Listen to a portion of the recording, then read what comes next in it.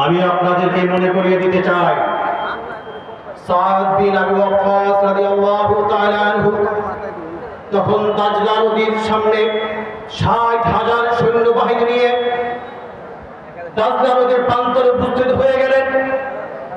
তখন তিনি তাদেরকে উদ্দেশ্য করে বলেছিলেন, তোমরা কি চাও আমরা ইসলামের বিজয় পতাকা এখানেই থেমে যাবে, নাকি এই প্রচন্ড খরস্রোতকে উপেক্ষা করে আমরা সাউথ আফ্রিকার ভূখণ্ডে ইসলামকে বিজয় করব?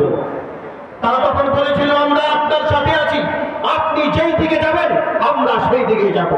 বিশ্বকবি কবি সম্রাট আল্লামা ইকবাল রহমাতুল্লাহি আলাইহি চমৎকার করে বলেছেন, দস্ত দস্তে দরিয়া ভি না ছোড়ে हमने বাহর জুলমত পে দৌড়া দিয়ে ধরে हमने।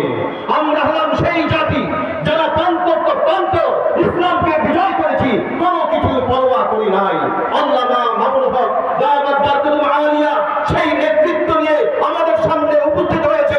ওলামাদেরকে সামনে নিয়ে, সেই ওলামাদের সাথে নিয়ে আমাদের অত্র অঞ্চলের কোচওয়ার আপনাদের প্রান্তীয় সন্তান মুফতি আনিসুর রহমান কাসেমি, আমরা তার হাত ধরে সেই ইসলামকে বিজয় করতে চাই।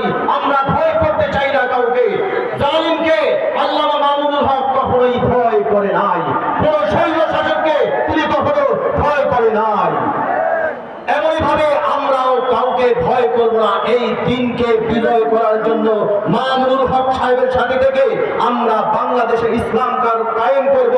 ওই জালিমের জুলুম থেকে রক্ষা হবে, আমরা শৈল শাসক থেকে মুক্তি পাবো, এবং আমরা সকল প্রকার শিরক কুফর মানবতা বিধ্বংসী সকল কর্ম থেকে নিজেদেরকে মুক্ত করে এমন একটি সুন্দর সামনের বাংলাদেশ দেখতে চাই, যেই বাংলাদেশ থাকবে ইসলামের বাংলাদেশ, যেই বাংলাদেশ থাকবে বাংলাদেশ খেলাফতের মজলিসের বাংলাদেশ। নাসরুল মিনাল্লাহি ওয়া ফাতহুল